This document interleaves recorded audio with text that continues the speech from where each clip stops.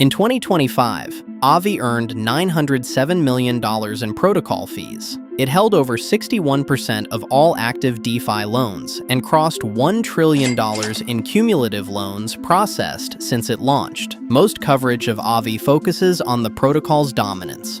What's more interesting right now is what changed for the token in 2026 and why. That's what we're going to get into. Zero hair, zero hedge. Stani Kulechov was finishing a law degree in Helsinki when he found Ethereum. He'd been interning at law firms, learning how contracts work, and he started thinking, what if a financial contract could just run itself without any lawyers or banks in the middle? In 2017, he launched EtherLend. One person wants to lend, another wants to borrow. A smart contract matches them, but it was too slow. You might wait days for someone to take your offer. In 2020, he scrapped it and rebuilt from scratch. EtherLend became Aave, which means ghost in Finnish.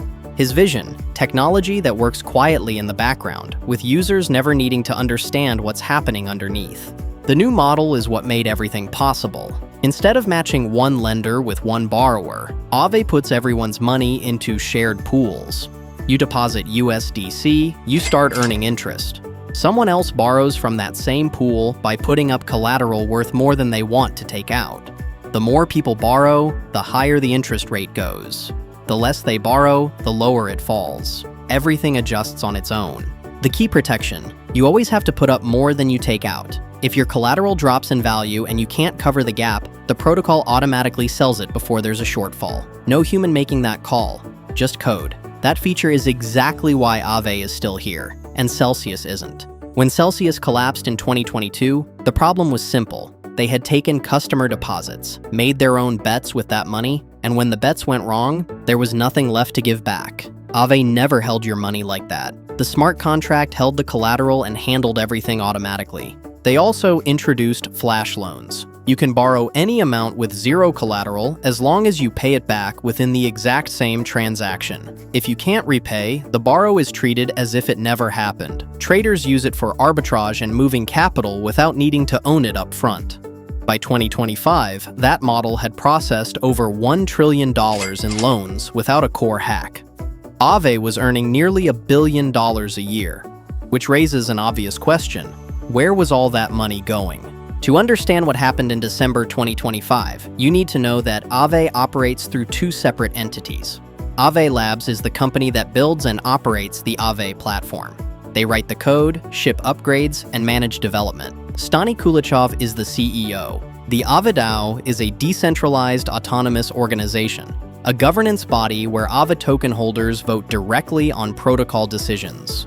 When the protocol earns fees, that money is supposed to flow into the DAO treasury, where token holders decide how it gets used. For years, the arrangement worked without issue because most of Aave's revenue came directly through the lending protocol and landed in the DAO treasury automatically. But as Aave Labs built new products on top of the protocol, their own stablecoin, an institutional lending market, front-end fee structures, the question of who owned the revenue from those new products wasn't ever formally written down. Nobody decided.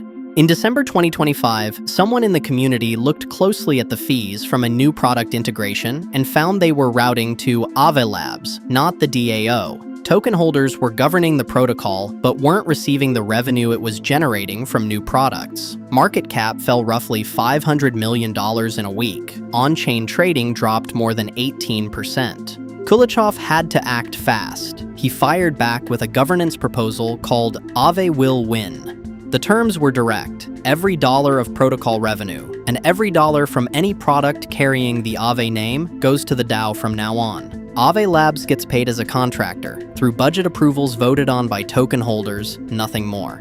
His public statement was short: no protocol or product revenue goes to Aave Labs. The proposal passed in April 2026 with 75% of the vote. Alongside it, the DAO approved $30 million a year specifically for buying Aave back from the market. A pilot program had already bought back over 94,000 Aave tokens before the full vote even happened. This is what actually changed for the token. Avanomics 3 takes a portion of what the protocol earns and automatically uses it to buy Aave off the open market every day. No committee meeting, no quarterly vote. Automatic, continuous, tied directly to what the protocol earns. Right now, about 292 Aave tokens are being removed from circulation every single day. Standard Chartered took notice. The bank initiated research coverage on Aave with a $3,500 price target, the first formal analyst call from a major traditional bank on a DeFi lending protocol. The specific catalyst they cited was the 100% revenue redirect to the DAO and the Avanomics 3.0 buyback engine. Now, 3 newer revenue streams are feeding more money into that engine. GHO is Aave's own dollar-pegged stablecoin. When you mint GHO, you pay interest to the DAO. That interest feeds directly into the daily buyback pool. GHO has crossed $500 million in market cap and is expanding across Arbitrum, Base, and Avalanche. Horizon is Aave's market built specifically for large institutions. Qualified institutions can bring tokenized U.S. treasuries or money market funds as collateral and borrow stablecoins against them. The average loan is over $1 million. Current deposits sit between $550 and $580 million. The 2026 target is $1 billion. Partners include Franklin Templeton, Circle, and Ripple. When crypto markets drop and retail lending dries up, institutional borrowers against government bonds don't disappear. That's the argument for why the buyback engine stays stable through a bear market. The third is StableVaults, a product targeting fintech companies and institutional clients directly. It lets third-party apps plug stablecoin yield products into their platforms without building DeFi infrastructure from scratch. Every dollar earned through StableVaults flows back into the same DAO treasury that funds daily Aave buybacks. That covers the product side. But Aave is also expanding where these products are actually available, moving beyond Ethereum for the first time.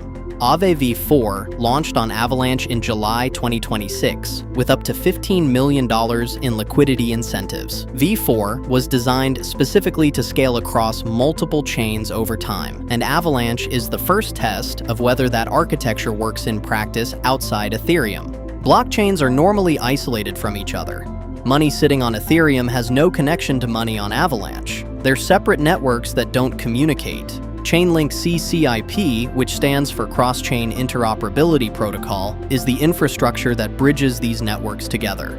Aave has expanded its CCIP integration so that deposits, withdrawals, and governance now all work across chains through this system. A depositor on Avalanche and a depositor on Ethereum are feeding into the same connected system rather than separate, isolated pools. That's the infrastructure. Now, the 3 things worth keeping an eye on from here about the Aave token. First, whether GHO continues gaining adoption. Aave's long-term upside increasingly depends on GHO becoming a meaningful stablecoin rather than remaining just another lending protocol. If GHO supply keeps expanding, protocol revenue becomes more recurring, creating a larger foundation for future buybacks. Second, whether Horizon actually attracts institutional capital. Tokenized treasuries and regulated collateral could open a completely new lending market for Aave. If institutions begin borrowing on-chain at scale, Aave's addressable market expands far beyond crypto-native users. Third, whether Aave maintains its leadership in decentralized lending. Competition is becoming more intense. Morpho,